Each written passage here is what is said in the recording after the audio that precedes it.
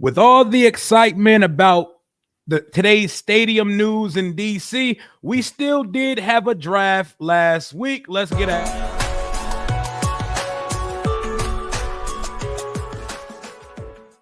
what it do, Washington Commanders Nation. It's your boy Rio Robinson, back with the latest and greatest on the Rambling with Rio YouTube channel, where we ramble about the Washington Commanders. I got my boy Stunner, Jalen Morgan of the group chat War Room. You know, we watched day one of the draft together, and Washington just completed another draft under Adam Peters. How you feeling tonight, my dog? I'm good, man. It's exciting times around Washington, man. Name, draft. I mean, not name.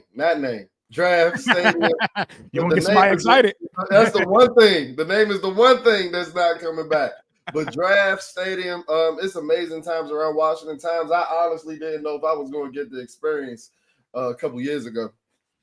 Yeah, man, it is all immaculate vibes. The meteoric rise and ascension of this team. The second that Dan Snyder stepped out of the organization, they got right to it. Shout out to Jeep Commander and Thomas Lucas for joining up the Rambler family on the channel. But before we go into our full draft analysis for 2025, they had a stadium press conference today. We didn't quite get a rendering yet, but we got a little idea of what they want that thing to look like, with the capital cityscape poking out the end zone and a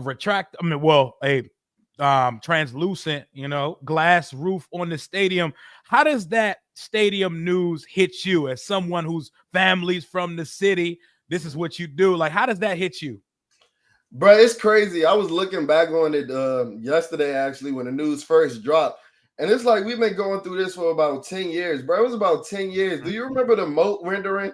The moat Oh my rendering God. The they were moat. talking about at Oxon Hill. It's been about 10 years since the moat. They were talking about, us building a stadium around MGM and things of that nature.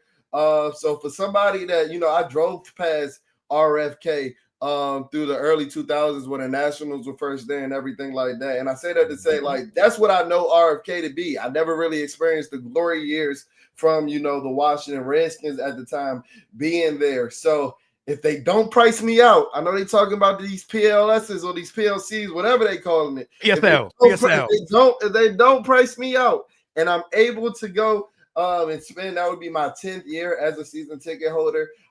In the first year, the inauguration year at RFK 2.0. I can't complain. I'm super excited. I know they talking about we ain't tailgating. I don't tailgate at FedEx right now, so it don't really matter to me.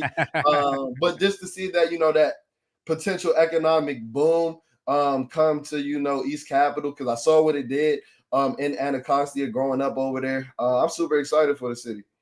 Hell yeah, man. The Navy Yard used to be the trenches. There used to be nothing good around that way.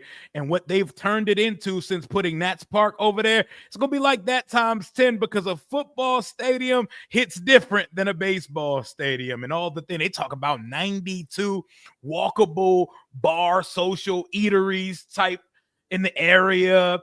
Oh man, what an exciting time, man! Bro, they put a stadium up Navy Yard, and the water in Anacostia start changing, bro. Like, that's how bad the color of the water start changing, bro. That's just what a stadium does. Like, magic just starts to happen.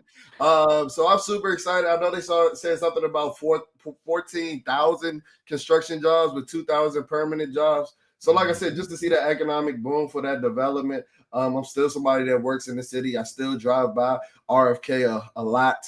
So yeah, I'm super. It's lit. It's lit for sure. And what comes with the new stadium are things like the private seat license, the public seating license, and the prices, outpricing normal people. Josh Harris even commented on that. Hey, if I got to go get standing room only season tickets for the inaugural year of the new whatever Superdome, I'm going to have to do that, bro. I might have to go ahead and finance it like the kids that go watch Coachella, but I'm going to be in there for that first season of the new stadium. And I know you're going to find a way to be in there as well. But let's move it back to the NFL draft. We spent night one together doing what we always do, our group chat tradition, and we never imagined the board was going to look like it did at pick 29. So when the pick was made, you got a typical group chat ass reaction because we're looking at the board. Nick Emanwari, Donovan Ezaraku, Mike Green, and we went with someone that we all talked about was realistic during the process, and we'd had conversations in the chat. And someone I know, when we had our conversation, you weren't as high on Josh Conerly Jr. Now that we're 4 days past night one of the NFL draft, what are your thoughts on our first round pick? And just to talk about our initial reaction, we were, if you want to say negative, I say I was more so shocked at the selection based off of what the draft board, the way that the draft board fell, not necessarily at the selection itself. Everybody's a football guru now, and everybody wants to advocate for drafting linemen all of a sudden, and I totally understand it. But for us to go throughout an entire draft class, and I know we're going to get to the entire class at some point, but without us going through 5 picks, without us drafting an edge, and that's something that we thought we might have been doing in the first round, and that was something that most NFL pundits, I ain't even going to just say fans because it wasn't just fans, everybody deemed that was our biggest glaring weakness. So when you saw a guy like Donovan Ezaraku fall, when you saw a guy like Mike Green fall, Mike Green was the biggest surprise to me because I didn't necessarily think that we were high on a guy like Donovan Ezaraku because it's come out since that we were looking for more two-way pass rushers. So I think that when a guy like Mykel Williams fell off the board, I think that, we had to pivot. And Josh Conerly is a good pivot. I know you said that I wasn't high on him, but that's just for Washington. I didn't necessarily dislike him as a prospect. And one of the reasons why is because I personally didn't see him playing anything outside of left tackle. He's one of those prospects, one of those rare prospects nowadays that seems like an exclusive left tackle prospect. Because he lacks the play strength to be able to play on the right side, where it's really the run dominant side in the NFL. So I'm interested to see what he looks like on the right side or potentially playing guard. But I know some people bash me for calling that a project pick because he is an amazing prospect as the left tackle, but he's not going to be playing that in Washington. Yep, there are some people that said if he would have stayed and played, he could have played another year in school. He could have been a top 5, top 10 pick next year. And there were teams like the Houston Texans who were making phone calls trying to trade up to get in front of us so they could get Josh Conerly Jr. They couldn't get our pick because that was the player that we wanted. So our reaction on night one of the draft, we reacted like fans. And when fans see stuff on draft day, you should have a reaction that's overly positive or overly negative immediately when the picks made. The picks that make you go, like, what do I even feel right now? That's boring. We're talking all these players down the board. We're feeding off each other's toxic ass energy. We are all glad to welcome Josh Conerly Jr. to this team. 21-year-old babyface assassin. After seeing his introductory presser, I wasn't familiar with his game. He talks the talk. He's confident. He has some of that West Coast cool breeze vibe, kind of like Jaden Daniel. He already changed his header on Twitter to the Hogs, and his bio says offensive lineman for the Washington Commanders. So he's already buying into it. Drafting him does fix what it feels like multiple spots on the offensive line, because now we don't have to experiment with Coleman's big guard face ass at tackle. We could put him at guard and Laramie Tunsil's holding down the left. So that offensive line now has a starting 5 that looks like Tunsil, Coleman, Biadasz, Cosmi, Conerly Jr., and it has some depth now. We're not forcing certain guys on the field. We added Nate Herbig to the mix. Protecting 5 clearly was the top priority of these guys this offseason. And you can never be mad at that, because he's ultimately, outside of the stadium, he's the biggest investment that Josh Harris can make, and that's the one that he's already made. So you can't be mad at the pick, because anything to boost 5.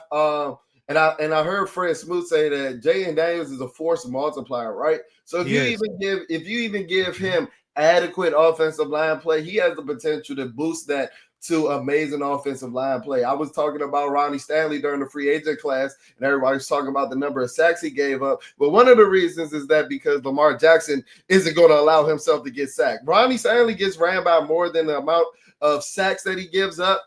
That's why his pressures outweigh his sack totals. And I think Jaden Daniel is that type of quarterback where he's going to make everybody around him look better. So just to boost that talent play around him is going to elevate his play even more. Hell yeah, man. I'm excited about the pick now, man. The offensive line protecting if you give Jaden the time I see Jalen Hurts has in Philadelphia, boy, look out, because our guy can dot that football and layer it all around the football field. The offensive line is good. Before we move on to our second round pick, for the second year in a row, Washington has the highest cumulative RAS athletic score as a tandem with all our picks together. And once again, they're drafting players, a bunch of guys that they're meeting with. What do you think about some of the trends Adam Peters, Lance Dumark, and the front office of this team have shown through 2 drafts so far? Man, whenever I look at the recap or the coup that we've had for the first 2 draft hauls, I go back to the pause when David Aldridge asked Adam Peters in his introductory press conference what he thought about this roster. And I said it in my video that I did yesterday. Adam Peters must have been straight disgusted when he saw this roster, but he knew he had the opportunity of overhauling and overturning the roster pretty fast with the capital that we had as far as, money and draft picks and things of that nature. So with these athletic numbers, another trend that I've noticed is like older prospects. So I don't know if there's a correlation there because these guys are closer to their athletic peak. But the biggest thing that it tells me is that he's trying to raise the floor of this team as fast as possible. He's going with these athletic guys who, they might not necessarily be these star-studded players, but if they hit their ceiling based off their athletic traits, then we got a boom type prospect. That's what a Fred Warner type prospect was when he was in Seattle. So those are just some of the things that stuck out in my mind in his first 2 draft class. Older draft class, team captains and freak athletes for sure. No doubt. We're starting to understand what the commander tag means through 2 drafts so far. You've been a captain of your team. You're athletic as hell. And if we met with you during the process, take it seriously. Some teams meet with guys as a formality. Some people meet with guys just to talk about their teammates that they're interested in. When Adam Peters brings you in for a top 30 visit, we need to put it in wax that there's genuine interest in drafting such players. Shout out to Grande Gru. He did say it during our draft stream. I'm waiting for y'all to have another Forbes reaction. I don't know why you want to wish that negativity in the air, but we ended up coming around on the They want to see his crash out on camera, bro. Why they want to see his crash out on camera? They want to clip farmers, bro. But nobody drafts like us, bro. Nobody drafts like the guys, man. Shout out to the rest of the guys. Tay-Ty, Alex, Zach, Riley, Rod, everybody, man. Shout out to Keisha as well. We always do it big on draft day. Appreciate you, Grande Gru. But ultimately, I know everybody's first thing that they thought of with Josh Conerly was 1 rep against Mike Green at the Senior Bowl, and he ended up getting his get back and having a good rep as well. But you can't let that 1 rep be a microcosm of who he was as a tackle at Oregon, because the Giants just drafted the best edge rusher in the class, and his name is Abdul Carter. He had a good day versus that guy when he saw Penn State. Yeah, for sure. And I don't know. Are you buying the note that Cliff left on Adam Peters' desk? Are you buying that? It seems a little too hallmarky. Like the vibes are too good. Vibes are too good. But it would make sense because Josh Conerly is a perfect fit for a Cliff Kingsbury type offense. Like I said, he lacks a little bit of play strength, but one thing that he is light on his feet. This is a guy that started playing running back when he started his football career. So I could see Cliff Kingsbury dialing up 96 screenplays as soon as we drafted Josh Conerly.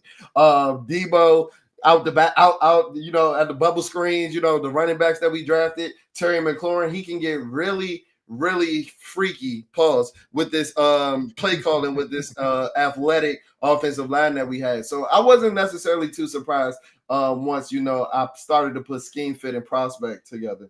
Oh yeah, man. I'm starting to see a trend with guys. And then we get to our second round pick. I think this is most people's favorite pick of the entire class. A player that a lot of people mocked to us with our 29th pick in the first round. A player that most of us would not have minded if we took with the first round of the draft, but he slid down the board. Trenavian Amos out of Ole Miss, one of the most stacked programs for no reason. Ole Miss got to be one of the most loaded with NFL talent, don't accomplish shit programs in the country, and they do it a lot. They get good talent out there. 6'1", 195-pound corner, 4.45 speed or 4.46 speed, one of the two.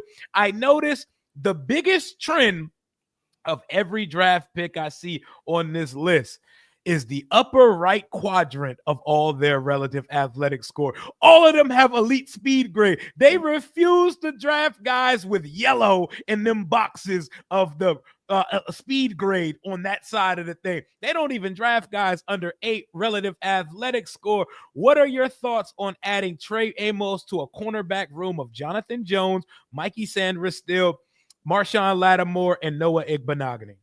First, I'm gonna go ahead and help the community out because I know you got a lot of people in here. Next March, come to combine. If any prospect runs a slow 40, you might as well cross him off the name of becoming a potential commander because they clearly care about speed, and I'm not mad at it because guess what? Speed wins games. But speaking about Trey Amos, I love the Trey Amos pick. He's a dog type corner. And one thing that I thought about even that I've always been thinking, but even so much last year is that we've always been like physically limited in the cornerback room. Like Benjamin St-Juste had the height, he had the size, but he was slow as molasses. Emmanuel Fools was built like a Make-A-Wish kid. Like we've always had those physical limitations. Mikey Sanders-Still, while I love him, his game is based off more instinct. He doesn't necessarily have the log speed, and he's a little slower. So that's why I love him in that slot position for Mikey. But Trey Amos is the perfect blend of size and speed that we haven't had. We thought we was going to get it in Marshawn Lattimore, but his hamstring stayed on Bourbon Street last year. So hopefully if he's able to recoup over the course of the offseason and we can get 2 height, weight, speed specimens. I went back and looked at Marshawn Lattimore's relative athletic score. He posted a 10, bro. He posted a 10. So if we can have these type of freak athletes as boundary he corners, did have a 10 relative athletic score. I forgot. He had a 10.0 relative athletic score. So I know that was many moons ago and many years ago, but if we can even get 80% of that freak athlete that was in New Orleans to parallel with Trey Amos on the boundary and Mikey in the slot, that's a stark contrast from the cornerback play that we've been used to for the last couple of years. Oh my God, that is a meteoric rise, man. That is a big difference from what we put out there the last few years. You mentioned something in the chat that you should definitely bring up right now. What is the importance of putting Mikey back in the slot? He was a demon at something back in Michigan. What was that, Jalen? He was a demon. When I remember watching much Michigan film, and just pull up a Mikey Sanders-Still Michigan highlight, you're gonna see him having so many tackles for loss and so many blown up bubble screens because he's such an effective blitzer. And when I saw that we went through an entire draft class without an edge, I was like, oh, this is almost like a shoe-in that Mikey's going to be moving to the nickel. Like Trey Amos is going to be battling Jonathan Jones for that outside cornerback 2 position because Mikey Sanders-Still is so good at a blitzer that we can manufacture pressures now. We can manufacture blitzes. And in those plays that he can have around 6 to 10 times a game, he's essentially going to be your edge pressure when you have like an elephant and like Javon Kinlaw holding up the edge. So I think they're not as worried about edge as we are just because they're like the little schematic things is that. And that was a great point because watching missile Mikey Sanders-Still of the Michigan Wolverines, he looked like a bat shot out of hell. He's one of the best blitzing slot cornerbacks in all of college football. And it was for reasons like that Nick Saban called him the best pound for pound in the draft last year, and why some people think he could become the best nickel in the league right now. That slides him in. I loved how Mikey came along on the outside last year, and when Philly fans get us in this stupid argument about him and Cooper DeJean, they didn't make Cooper DeJean wear as many hats as we made Mikey last year. Remember when the start of the Cincinnati game, he ain't never played on the outside in his life. They're going to line him up to run the ones with Chase. Up top. One-on-one up top. I thought Ron Rivera was back in the booth for a quick second. Right. Yeah, no, I totally get it. And pegging Mikey back, and I think Mikey, just like we were talking about with Jaden Daniels, I think Mikey is that type of player to be a force multiplier on the defense because he's capable of wearing so many hats that he can make up for other players' deficiencies. And that's where I think Mikey Sanderson's biggest impact comes as a player. He's not that freak athlete, like you said. Jamar Chase ran by him almost as if I was out there guarding him. But, when he's able to use his instincts and keep the play in front of him, he's a superstar. Do you have a comp for Trey Amos? Oh, nobody's asking me that. Give me a quick second. A comp for Trey Amos. Woo. All right, so Lou threw out one when we were doing the stream the other day. Louis T said Tyson Campbell. And for the Jaguars? Yeah, that was interesting. Him coming out, though, not NFL Tyson Campbell, him coming out of college. He said Tyson Campbell. That was an interesting one to me, and it made me think, what is a comp for him? I see, and when we do comps for people, I try not to ever think about Washington cornerbacks. To be 100% honest, I'm not mad at that comp. I'm going to throw out another name.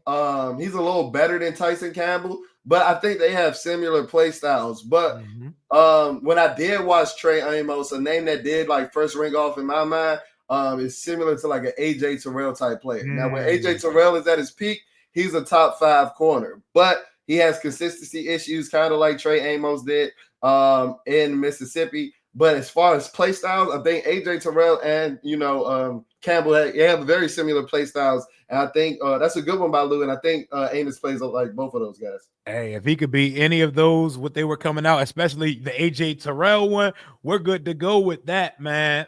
Trey Amos felt like a first-round pick that we got at 61, so that was a steal taking that pick, and it makes the Jonathan Jones signing look that much better. Our cornerback 4 position is better. Noah slides down to the 5th cornerback in that room. Jonathan Jones could pitch in on the outside. He could pitch in on the inside. It makes that signing look so much better. In our cornerback room, if all healthy and full off-season Marshawn Lattimore starts to look like the Marshawn Lattimore that we know, the cornerback room becomes one of the strengths on the entire football team, right?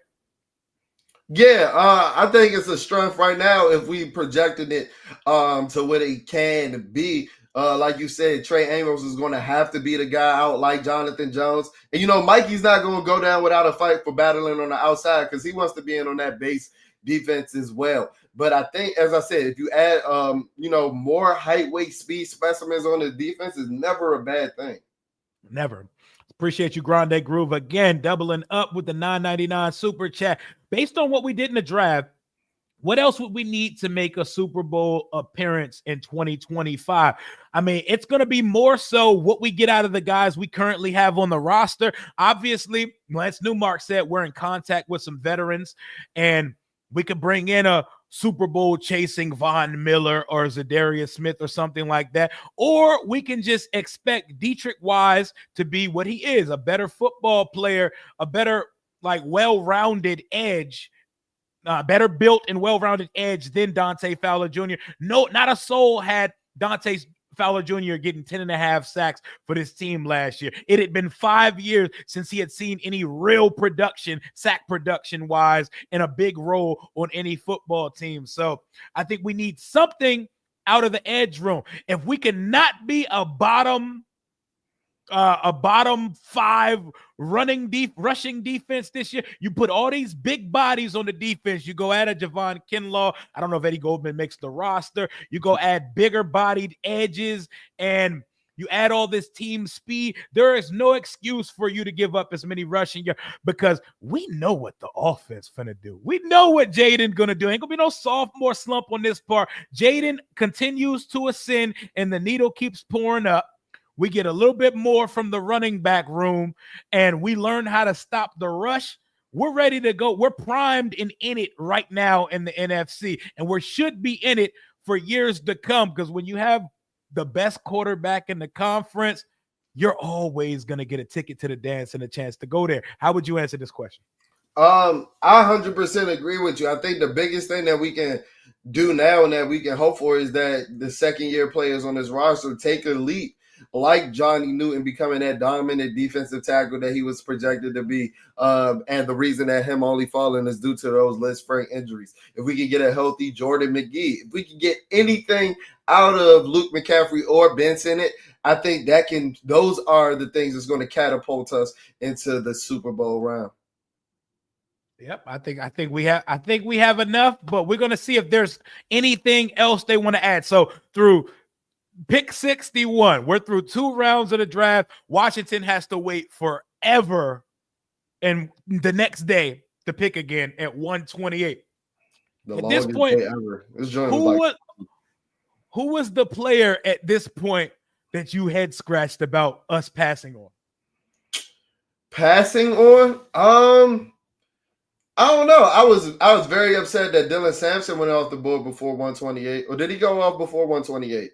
He went off a few picks before 120. It was like a row of like Kyle Kennard, Sam. It was like a bunch of people that we had all discussed as a fan base just going off the board like right before Washington. Yeah, that's why I said I remember it being more so torture to the point where like the guys that I liked were gone. So I actually loved the Jalen Lane pick. And I said that, and in the middle and the late rounds, this is when you bet on athletic traits. And Jalen Lane is a one-of-a-kind athlete. If he was taller, if Jalen Lane was 6'1" and wasn't 5'10", he would have had a 10.0 perfect relative athletic score.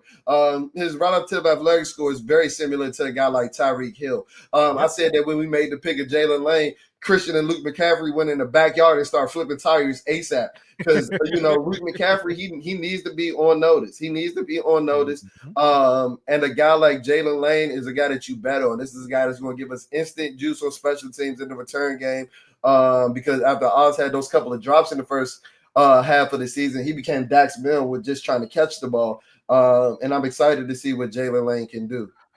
Jalen Lane, man, I think he immediately walks into the locker room as the fastest player on the roster in 2025. Like, and he looks it on tape. He looks it with the ball in his hand. He's not one of those deceiving guys that runs a fast straight line, but in a game doesn't look like it. He looks like he's on fast forward when you watch some of his tape, and he can moonlight as just the punt/kick returner for this team for a year because he already has it in his bag, and we desperately need one of those. We offer nothing on the punt return team but just catch it. Please just catch the ball and don't OZ versus the Pittsburgh Steelers us.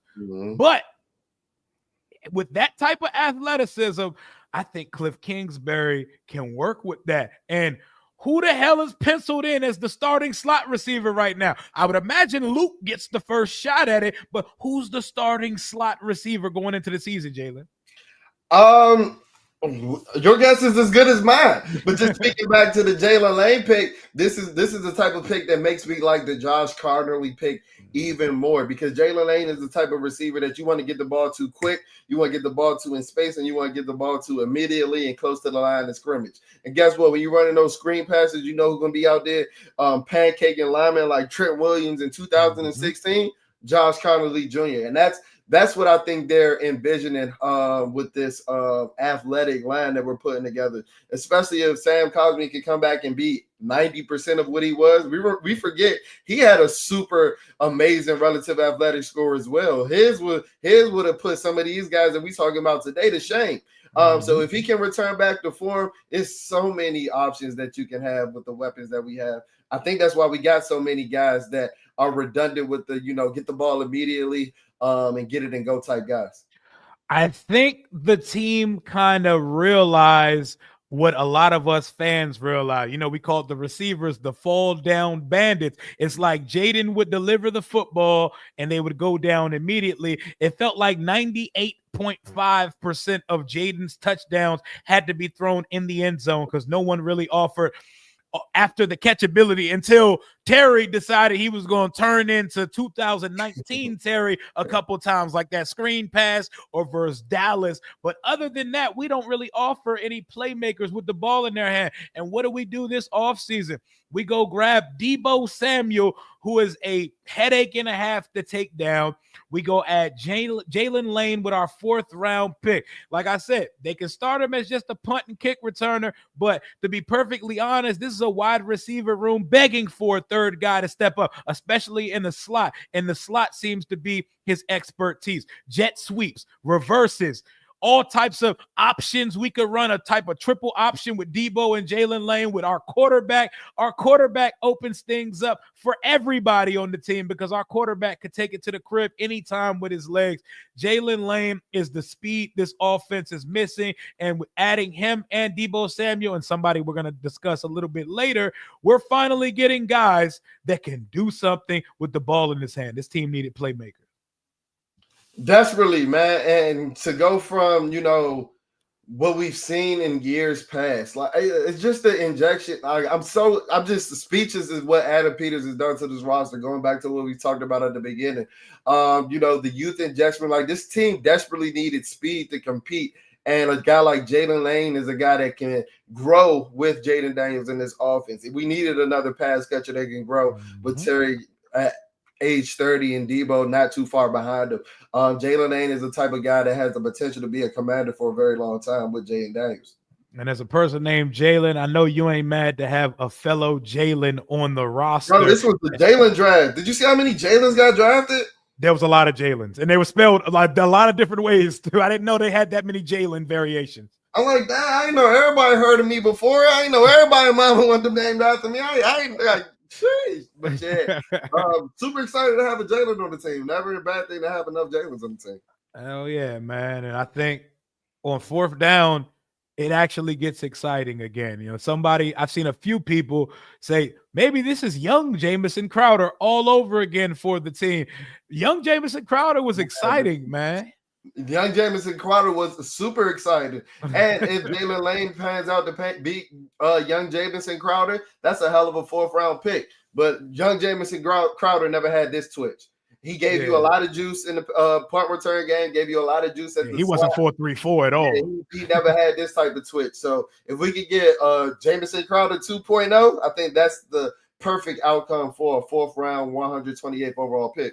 Yeah, Jalen Lane, like you said, was literally only held back due to size and a shitty Virginia Tech offense because the whole, other than the size part of his relative athletic score, is lit up green all over, bro. We're talking 40-inch. We're talking 40-inch vertical, 11-foot broad jump, and a 4.34 40. You put another couple inches of height on this guy, and he's a day 1, day 2 at the latest type of pick. We get him there at 128. And it was at this point of the draft where I said, oh, we're not drafting an edge. We're probably not drafting an edge in this class because all we got left is 205 and 245 because what edge are we drafting at this point that's going to come in here and win a starting job? Yeah, and when you asked me about the Jalen Lane pick, you asked me, was I surprised that we passed up on some names there? But no. But at the Cam Medrano pick in round 6, I was honestly surprised that we were passing up on guys like Fadil Diggs at that point. This was a guy that had a super relative athletic score. And, I thought he filled a potential need at edge, but they thought that Cam Medrano was a better football player. I heard Logan Paulson actually say that he had him in his top 100. Which I don't know is Bruin bias, but it is Bruin bias. I think it might be Bruin bias, but I haven't fact checked it. But when I tweeted that, somebody said that Daniel Jeremiah had him ranked in the top 125. So if that is the case, that's a super value pick, and I think that this is a guy that is going to be battling, Jordan McGee out for that potential sub linebacker role, that coverage linebacker role, checking, tight ends and running backs out of the backfield.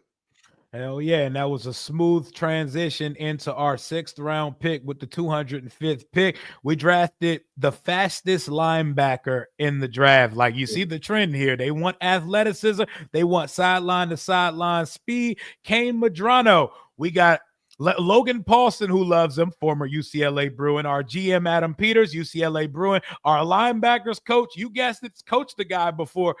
Ken Norton Jr. brewing. There's probably a little bias in there, but this is a undersized backer who looks like a safety backer, like star type player in college. And he's a guy that you see flash all over the UCLA tape when you were watching Femi Oladejo and Carson Swessinger, when people were rumoring us to have interest in him.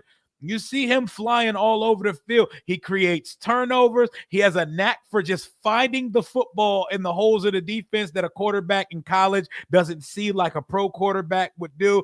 And we add some more athleticism to the linebacker room. Do you think their plans to bulk him up and have him play at some type of backer for us, maybe in a role similar to Luvu's, or do you envision something different for him? Honestly, and Grande Groove is touching on it a bit, and I don't want to sound crazy, but I think K Madrano's ceiling is our potential Jeremy Chinn replacement. And hear me out when I say this. I've said this on your stream before, and I know I've said this on my podcast episodes. Dan Quinn's defense, every defense that Dan Quinn has had, one staple that's been through a constant throughout every defense is a big menacing safety presence. A guy that's around 6'2", 225 to 230 pounds. Think about Cam Chancellor, Keanu Neal, Jeremy Chinn, and J-Ron Curse. And while I like Will Harris as a player, and he does lay the lumber, he is not that physically imposing type safety. And a guy like K Madrano, even though he's listed as a linebacker, has similar qualities and a very similar, built and measurable measurable size and speed and things of that profile and things of that nature. So I think that they're going to use him, like you said, in that dime backer star role.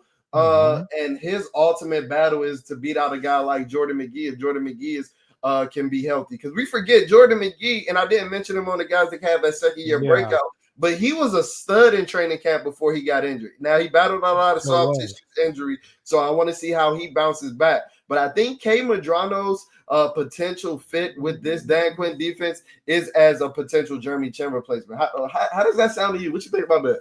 That's crazy, because when I look at his body type and the way he moves, nothing about it says linebacker other than his alignment on the field. So that makes a ton of sense to me. I see safety. I see the instincts of a safety.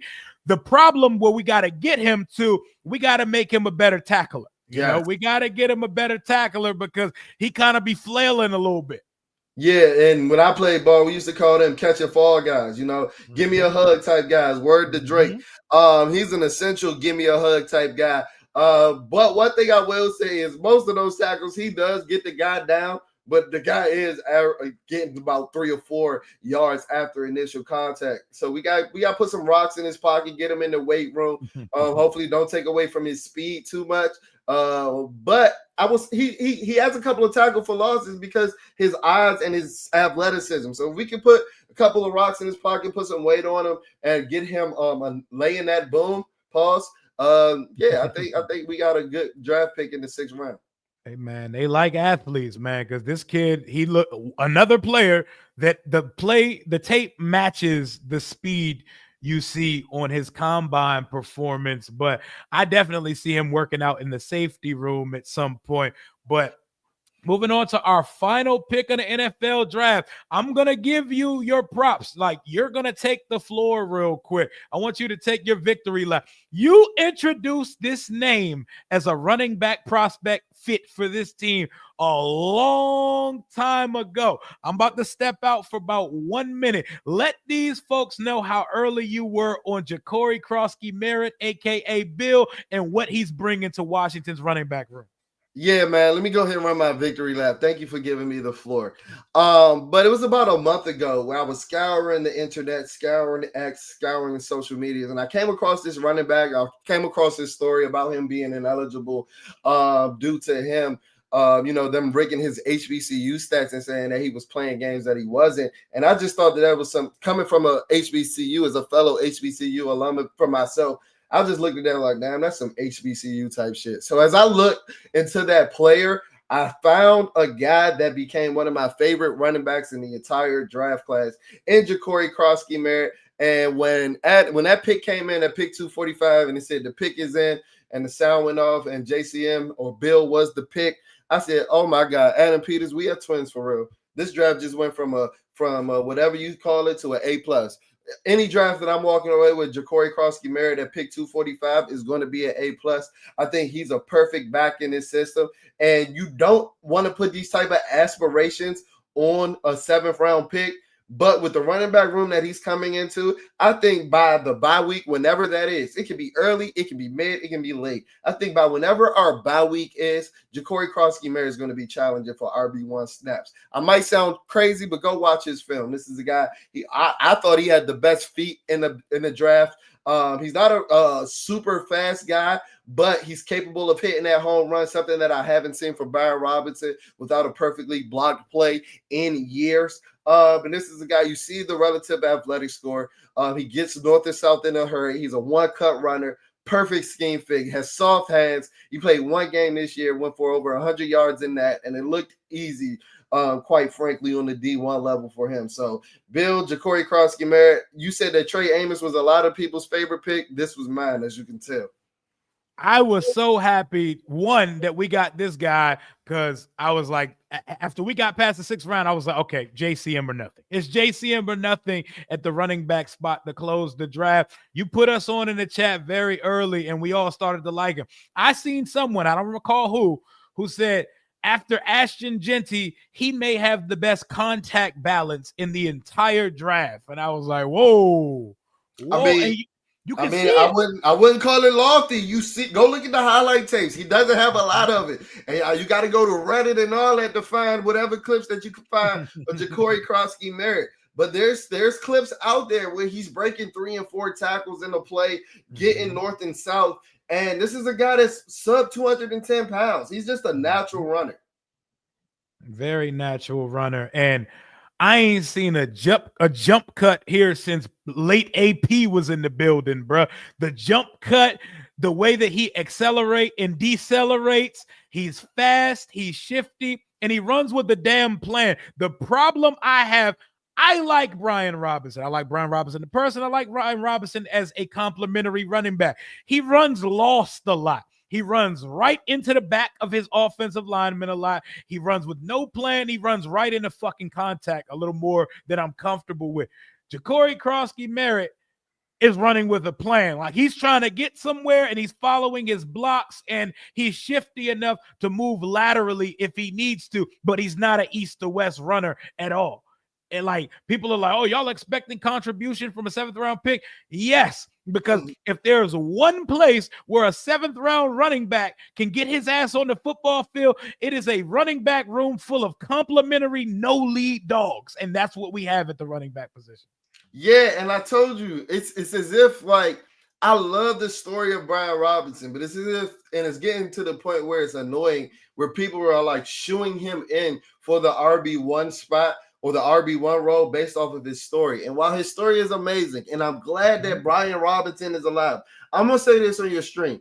Brian Robinson isn't entitled to the RB1 spot just because he got shot, ladies and gentlemen. I'm sorry. I don't know who has to say it to you, but I'm the one to say it. I love Brian Robinson like Rio said, as a complimentary running back. But if you look, there's a trend in Brian Robinson's career. There's a trend of him slowing down in the second half of seasons, and there's a trend of him missing games over the course of every year that he's played. And if you take those burgundy and gold tinted lenses off, you wouldn't be blinded by Brian, because we denounced him of his nickname a long time ago, but Brian Robinson Jr.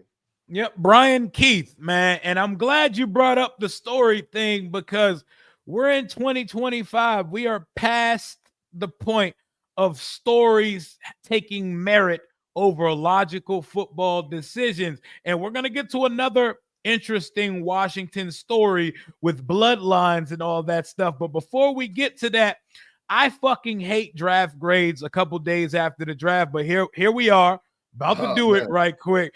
Give me your snapshot grade for Washington's 2025 NFL draft. I'm gonna give it like a B. Not a B plus, not a B minus. I think one of the reasons that it can't be an A is just because the lack of volume. You didn't have the typical 7 picks, or you didn't have the 9 to 10 picks that some teams were making. But I think that we hit on every pick that we made as far as bringing in guys that can contribute as rookies. But I'll be a fool and I'll be remiss to not mention that I do think that there's still a glaring need at the edge position. I'm all for best player available. I'm all for letting the board fall to you, and I get the approach. But in May, talking about signing Zadarius Smith, I'm not going to lie. It's a little depressing. It's a little depressing. He was out. He was out. Ain't he on vacation with Cash Doll right now? Like that's he on the shade room instead of the NFL Network. Yeah, Zadarius Smith doing everything but playing football and working out with an NFL team right now. But how much does the lack of an edge in this class bring down the grade? Like I said, just one knock because I think we hit on every pick that we made. But I'm not sure if we addressed every need. So if you're balancing out the lack of need addressing with the prospects that we bought in to contribute, though, because I think that every pick that we made, even like a guy like Cam Adrano, I think that he's such a freak athletically. The least that he can do is contribute on specialty and coverage and things of that nature. I think that we brought in guys that are going to make a net. You're going to hear these guys' names called in the fall. None of these guys are going to get cut. None of these guys are going to be on the practice squad. Even a guy like JCM, I think, is a shoo-in for the 53. Hell yeah. So is your grade still the same when I throw in that Marshawn Lattimore, Laremy Tunsil, and Debo would count into the draft class because we allocated draft capital to acquire them? If we're allocating that into the draft, no, it'll be an A. It'll be an A because I'm projecting that Laremy Tunsil is still the Laremy Tunsil that he is, and his play for fairly outweighs the value of a second and a third round pick that we gave up to him. I'm holding out hope. They say I'm a little negative on the social medias. So I'm holding out hope that Marshawn Lynch finds his hamstring and is able to become 85% at least of what he was. And if that's just the case, and then I'm hoping that Debo drank a lot of Slim Fast this offseason and found, a Billy Banks videotape to help him, get back in shape. So if all of those things happen, this draft class is an A for sure.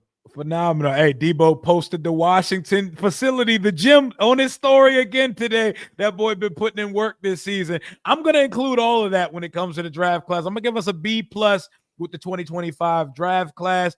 I think Josh Conerly and Amos are day one immediate impact players. They're starters for us, and they're going to come in. And I think they're going to do the thing where they make them go earn the job in camp for a couple weeks, but I see them both as week one starters for the football team easily. I think Jalen Lane is going to be felt immediately as a returner, and I think he could turn the slot receiver position on its head early, reminiscent to how Terry came in as fucking Matthew Slater as a punt gunner. They saw that nigga run routes for 2 days and said he's not playing in the preseason. He's not playing in the preseason. Get Doxson the fuck off the football field. I definitely, and we forget that guys that are even at the top of the NFL now, like a guy like Tyreek Hill, he was a later draft pick than Jalen Lane and made instant contributions in the return game and became one of the best wide receivers in the NFL. There are stories like that in the NFL. We just aren't used to them in Washington, but there's brighter times in the burgundy and gold. Very much so, man. I'm excited. Have you seen the Josh Conerly challenge? How people are popping up off the ground and hitting the kick steps, man. Hey, you gonna do a Josh Conerly challenge video, Jalen?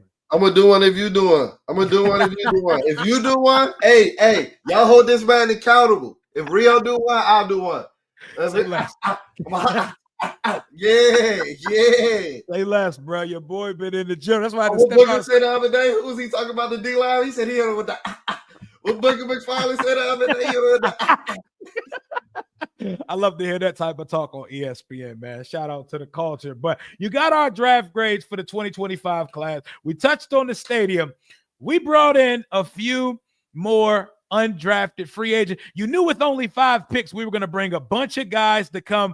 Rookie mini camp is May 8th through May 11th. And this is a conversation. I think me and you are like this on this point.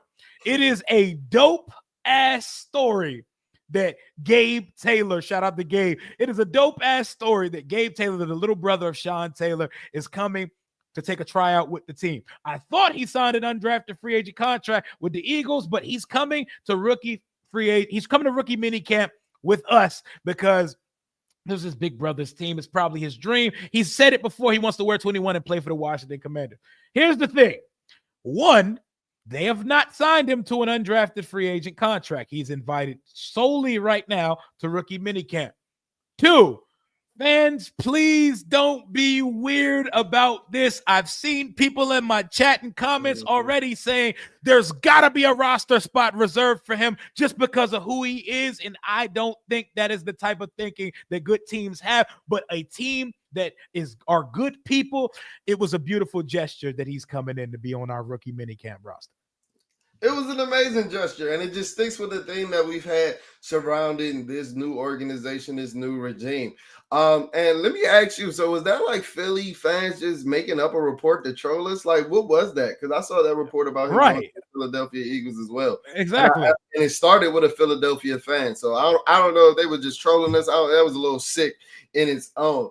But like when we were talking about it, yeah, we are in lockstep, but I did mention that I think that the very least we could have did, and we don't owe them anything, but just based off of Sean's, you know, how he's revered in the fan base, how he's revered in the culture with the Burgundy Gold. I get it. I think that the least that we could have offered him was that, you know, rookie tryout a visit. I don't think that we owe him a contract. We don't owe him an undrafted free agent contract. Now, if Gabe comes in here and puts on the show, because I went back and looked at his pro day numbers. His pro day numbers were really well. So if that's able to translate into him having a hell of a rookie, mini camp tryout, by all means, you can bring him in through the process of the training camp. He can work his way up. If he makes the practice squad, I love it. But, you know, everything around here now is earned, not given. And I love that approach. And I would hate for us to have to switch up that philosophy for Gabe Taylor. Hey, but Gabe Taylor, as an undersized safety, he does get active, man. He's a heat-seeking missile. He forced 17 turnovers in his college career. He has a nose for the football, you know, similar to his big brother. But, like, I don't want the unfair expectation and weirdness that come from our fan base. You got to unretire 21 for him. You got to start him over Will Harris. It's going to get weird. And, Lord, if he gets waived, how can you release Sean Taylor's brother? People going to be picket sign protesting at Ortho Virginia Training Center at Commanders Park. As long as it doesn't get weird, I want that boy to go out there, ball hoop. And I think that if he can find himself a role on some Jeremy Reeves type shit, that's his path to making it in the NFL because it's a steep hill to climb as an undrafted, unsized player at your position. Undrafted, unsigned, free agent. Like, that's a super steep hill that I know you talked about it, but a lot of people are overlooking. Like, he's playing. He's going out there to earn a contract in these next couple of days.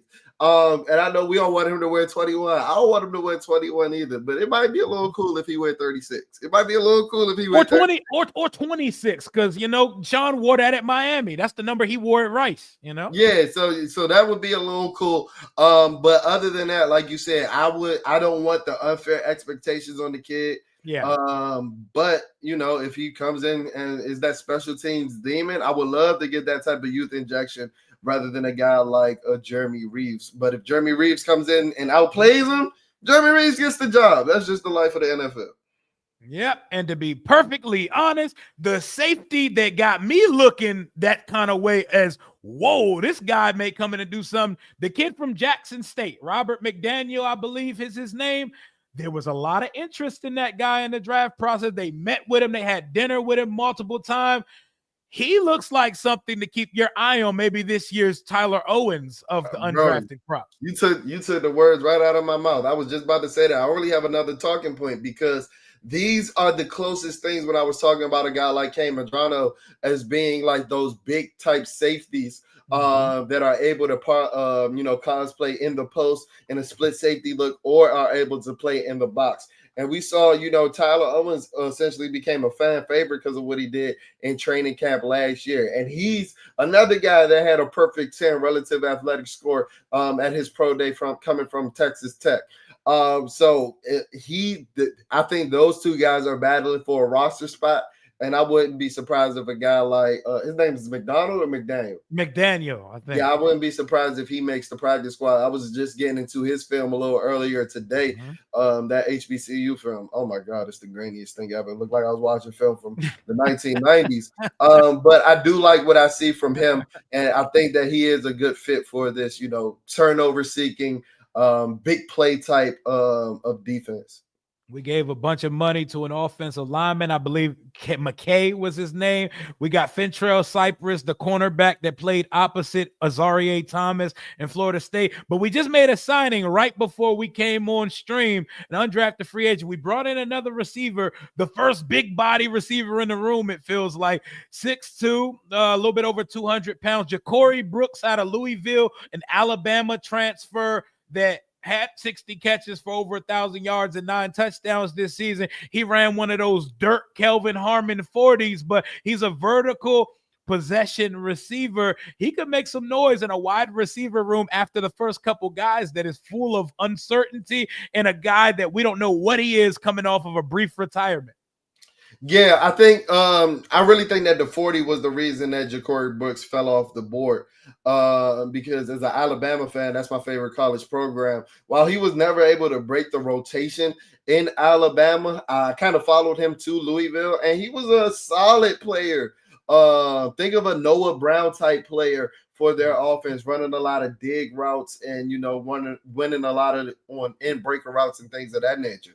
Not a speed demon, not as a guy that's going to beat you downfield, but I think pairing him in a room with Noah Brown, with a guy that has similar skill sets, I think that's a hell of a learning experience for him to learn from, like a guy like Noah Brown. Hell yeah, man. That wide receiver room is going to be one of the more interesting conversations that we have when it comes to training camp battles and stuff, of who's going to be challenging for snaps. And then we got Carlin Vigors, the Louisiana corner, 6'2". That's that Dan Quinn prototype, another RAS score guy. We got some really interesting undrafted free agents, and I'm pretty sure we're not done. But to close this one up and start to button this conversation up, who would you like to add to this roster if we were making another free agent signing? I'm gonna let you chew on that question for a second. I'll let you know who I think we should sign. Everybody's gonna say an edge. Mine is Justin Simmons. Simmons, safety Justin Simmons. I believe he's still unsigned. I might have to double check that. I remember him glazing, glossing, and selling himself to us in Philadelphia earlier this offseason. He said so much about Washington and Dan Quinn's defense. I wouldn't mind having a rangy free safety added to the safety room we have right now, because outside of Will Harris and Quan Martin, there's not many things out there available right now. Yeah, and I'm gonna sound crazy because I was just bashing him, but it's gotta be Za'Darius Smith. Like, vacate Za'Darius. Yeah, he gotta go off the yacht with Cash Doll and come hit the weights in Ashburn. It's gotta be Za'Darius Smith, because I was just looking over the list of the top 10 free agents. The only other name that piqued my interest prior to the draft was a guy like Asante Samuel Jr., but I don't even see him being a fit, because I think that Mikey Sanders still is to shoot him for that nickel cornerback position. And he don't like to tackle, and we know Joe Witt can't stand that. So it's got to be Za'Darius Smith, ring chasing Za'Darius at this point. Yep. I see people throwing around Von Miller. While he's one of my favorite edges ever, has some of the best bend I've ever seen, I think I'm cool on Von Miller at this point of his career. Yeah, Von Miller is way more name than game at this point. I think he went that's a bar. I think last year he only had like 3 tackles on the season or something like that. It is crazy. Yeah, he was just out there vibing and taking up a roster spot and just being respected because his name, and he's one of the great. That's a gold jacket player. Za'Darius Smith was a guy we were talking about at the trade deadline, had 9 sacks last year. I think that we may be good. Ultimately, someone could get cut around camp time, and that could change the whole thing. What is the likelihood Washington re-engages and calls up Cincinnati and says, Trey Hendrickson, do y'all want to talk about 2026 compensation, or without the 2nd and 4th next year? Are we not even considering that? I think it's pretty likely. I think it's pretty likely now. It's dependent on if the Cincinnati Bengals, their asking price. What has it changed since the draft weekend? They drafted another edge with Shamar Stewart. But I'm just curious to see. I think teams are going to be calling, and I think we will be one of the teams to call. We saw Lance Newmark, refer to addressing the edge position even more. So they definitely got something up their sleeve. It might be a player for player plus a pick type trade. But I definitely think it's in the cards. I've never been super high on bringing in a guy like Trey Hendrickson. But when you come into May and you still have the weakness that's proclaimed to be at edge, I think that's something that you would want to address. Yep. June 1st and roster cut down day in August, when people come on the street and lose jobs based to the numbers game alone.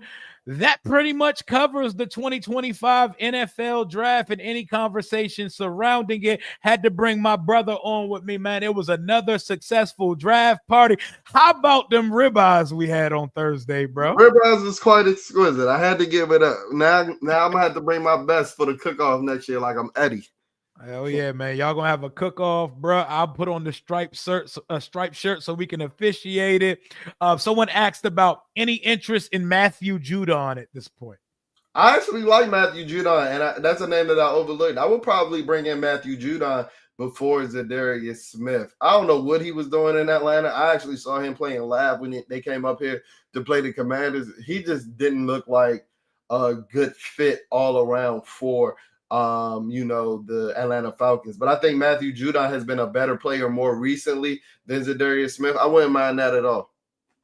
Yeah, I wouldn't mind it, but I don't know if they feel like it's as dire. I think Deatrich Wise about to come in and have like a 6.5, 7 sack season. The Montez Sweat special. The Montez Sweat, I was going to say Chase Young, but Chase Young, 7 is a lot of sacks for him at this point. So that's an anomaly for him, right? Yep, that is a Montez Sweat special. I think he'll be stout against the run, and the team will never feel like they're in panic or emergency mode when Deatrich Wise is on the field and a running back touches the football, because that was the case when Dante Fowler was on the field on a rundown.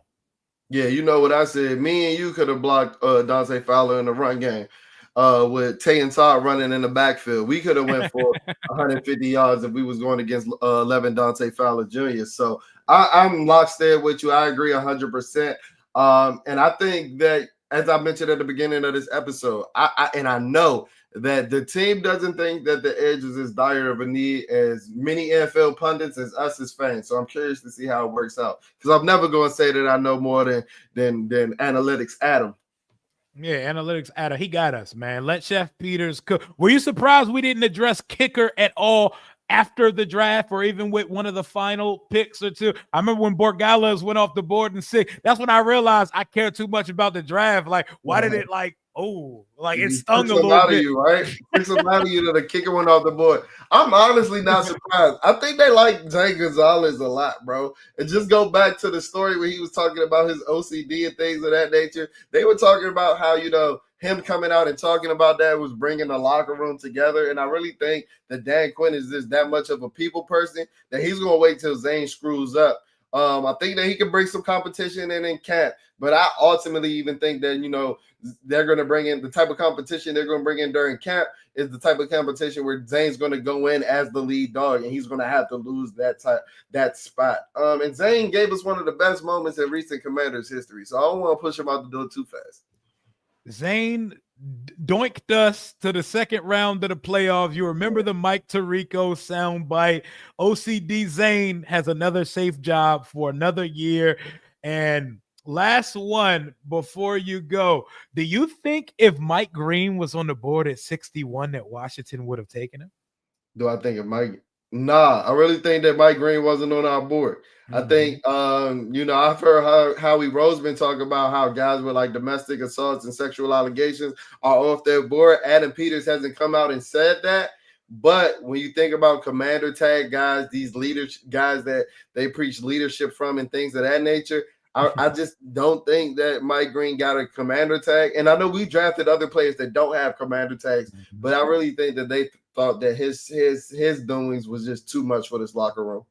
I think so as well, man. When Ezraku came off the board to the Cowboys, that hurt my soul a little bit. You know, that was my guy. I think the NFC East as a whole all made out like bandits in this 2025 class. Yeah, the NFC East drafted well, and when I look at the rest of their drafts, you'll be a fool to not mention that they're gearing up for Jaden Daniels. Yes, everybody in the NFC East is gearing up for Jaden Daniels. They got defensive tackles, they got pass rushers, and it's quite a feeling. It's quite a feeling to have a whole division gear their draft around the player that you got that everybody's scared of, especially when you're in the same division as a Super Bowl champion. Man, you know what, dude? We champion in the group chat. I was mad as shit seeing Jahad Campbell go to the Eagles in the first round. I was sick, bro. I was sick because you know they're going to use him as the Jaden Daniels spot. You know it. You know it. And he's one of the few guys that can do it a little bit. Ain't nobody stopping Jaden, but he's one of the few guys that's going to give Jaden a little bit of fits. Hey, that's a little bit different than Zach Bond trying to chase you in that open field, you know. But Jaden's still gonna make some shit shake. But that Jihad Campbell, that's a dog. I know Fangio got a role for that boy day one. Hey, I like Jihad Campbell, but now fuck them Labrams, bro. At this point, you're an Eagle. You're an Eagle. Fuck them Labrams, bro. I'm wishing the worst on all of the New York Giants draft pick, all of the NFC East draft picks in general. The Eagles, the Cowboys, and the Giants. The Giants come back into the first round and take a quarterback. They're calling him JD12. Do you see that shit? Bullshit. See, you about to make me say something that's about to get us banned off YouTube, bro. The fans talking crazy, bro. That's Salvation Army JD right there. Yeah, that's Amish JD. I don't like Jackson Dart's look for some reason. He don't look like an NFL quarterback. They see one sleeve and a visor and calling everybody Jaden Daniels, and they want to tell me that man ain't the face of the league. Get out of here, bro. Get out of here. It's the reason why he was on that schedule reveal poster. Yep. And speaking of the schedule reveal, we got a couple weeks to go. We're going to find out Washington's schedule for the 2025 season. Jalen, once again, per usual, we rock this one out. Let folks know where they can find you on our way out of here, man. At Bleeding BNG, at Bleeding Burgundy and Gold, available on YouTube, our YouTube channel, available on all podcast platforms. We pushed a lot of content out. We not stopping, on the road to 3,000 subscribers. And yeah, I really appreciate it if y'all sub it out. Hit that subscribe button because I ain't got time for Josh Harris to be pricing me out when we come to RFK 2.0. I really need that YouTube money at this point. They talking crazy. I done seen 8K. I done seen 6K. Hit that subscribe button so I can afford it. I can give you the live boots on the ground experience that I've been giving you for the last 5 years. Yes, sir, man. Make sure y'all sub my boy up, Jalen Morgan, at Stunner Showtime. Bleeding BNG is his show. Make sure y'all sub up the channel. Just go to my video and click on the mentioned name in the title. I'm about to be live on the Commanders Kings channel with Lou, Rico, Ed in about 20 minutes or so. We just wrapped up the 2025 draft class. Make sure y'all smash that like button. If you're not subscribed, sub up to my channel and Jalen's channel. Keep hailing to the Washington Commanders and fuck the Philadelphia Eagles. Talk soon. Hail to the Commanders.